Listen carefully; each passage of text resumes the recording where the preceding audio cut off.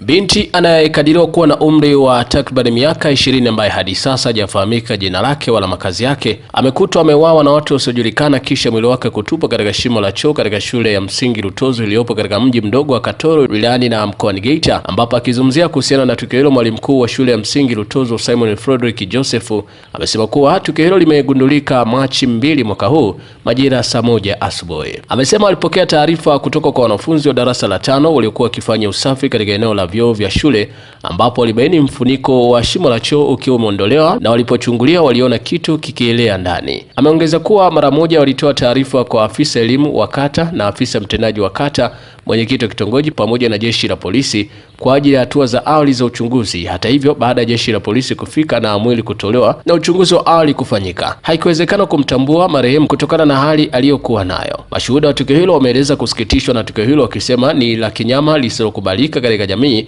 na pia wakakemea vitendo vya ukatili na kuomba uwepo wa ulinzi wa kuimarishwa katika maeneo ya shule ili kuzuia matukio kama hayo kujirudia. Kwa upande wake, mwenyekiti wa kitongoji cha Lutozo Mapambano Pascal amethibitisha kutokea kwa tukio hilo na kueleza kuwa kwa kuwa marehemu hajatambuliwa, uongozi wa eneo hilo umeanza taratibu za mazishi kwa kushirikiana na mamlaka husika. Aidha, ametoa wito kwa wananchi kutoa taarifa zitakazoweza kusaidia kupatikana kwa ndugu au jamaa wa marehemu ili waweze kushiriki ipasavyo katika taratibu za mazishi. Kwa jina naitwa Amida Idi Shabani, ni mwenyekiti wa shule ya msingi Lutozo palipopatikana katika hili tukio. Mimi nimeamka asubuhi, nilikuwa kwenye biashara zangu za ujasiriamali, napika vitumbua. Kwenye mida saa 1:20 mwalimu mkuu akanipigia simu kwa mwenyekiti, kuna tukio hapa katika shule yetu ya msingi Lutozo. Baadaye nimefika kweli kwenye tukio. Kweli tukakuta kwenye hilo shimo kulikuwa na mifuko miwili, na maana kama vile mtu kavikwa, mfuko wa kwanza na wa pili ukashonwa. Ni mwanamke, ni binti, lakini naona kama kwenye umri labda miaka 20, kwa vile uwezo ukamkisia, lakini sio kusema kama ni mtu mzima kama mimi hivi, hapana. Jamii ilikuwa imekusanyikana hapa, kila anayekuja kumtazama hivi amtambue. Imeshindikana kutokana na vile alivyokuwa usoni, macho yamevimba, mdomo, ulimi umetoka. Kwa kweli hakuweza kutambulika kwa mtu yoyote. Tuache jamani kufanyana unyama kama huu. Wote binadamu tumeumbwa, na kila mtu muda wake ukifika atakufa tu, lakini matukio kama haya yaliyojitokea katika shule ya msingi Lutozo yanasikitisha. Kwanza yanaumiza. Sisi binadamu kama jamii, hebu tupendane, tushirikiane, yani tusiuane kinyama. Hiki ni kinyama. Matendo aliyomfanyia huyu binti ni ya unyama.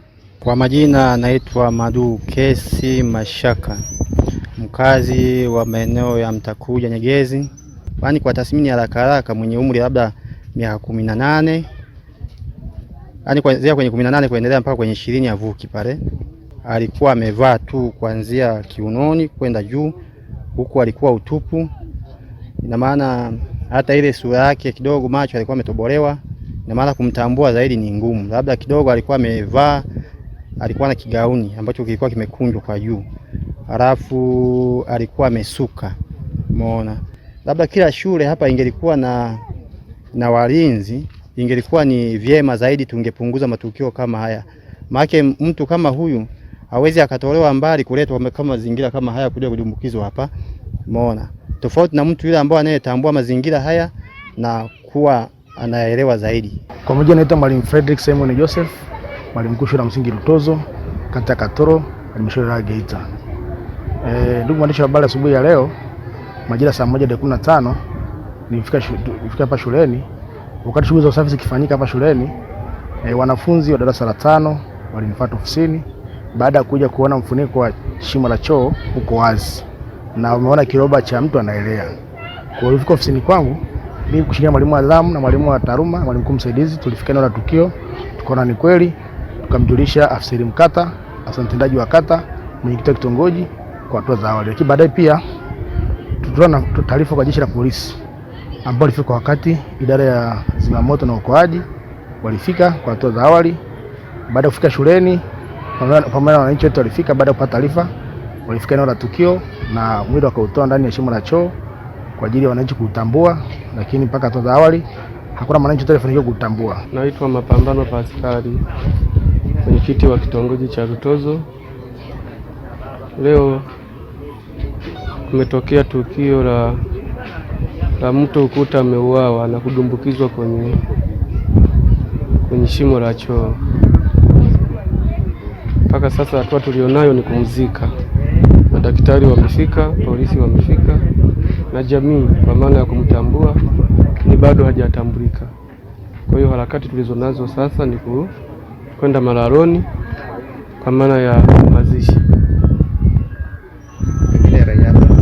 Wananchi kuhusiana na matukio ya mabaya ni hivi. Rai yangu kwa wananchi na kwa niaba pia ya wananchi, tuendelee kushirikiana kwenye majukumu haya ya kupeleleza, ya kutoa matangazo. Kama kuna mtu amepotelewa na ndugu, afike kwenye ofisi zetu ama kituo cha polisi kwa mawasiliano zaidi, kwa sababu hata hivyo hatuna taarifa na mtu aliyepotea. Lakini tunatoa wito tuendelee kushirikiana kwenye matangazo, kupashana habari, na tutafanya hivyo pia kwenye mikutano yetu ya hadhara. Kumekuwa na tabia za watu wanafika kwenye mtaa, hawaji kujiandikisha kwenye daftari la mkaazi. Nategemea pia kufanya mikutano kabambe ya ulinzi na usalama, ikiwa ni pamoja na operation kufahamiana. Operation kufahamiana majirani itaendelea, lakini pia nitoe wito kwa wananchi, endapo wataona watu wenye vitendo vya kufanana na ukatili watoe taarifa mapema, ili tuweze kukusanya taarifa na vyombo vya habari viweze kuwajibika.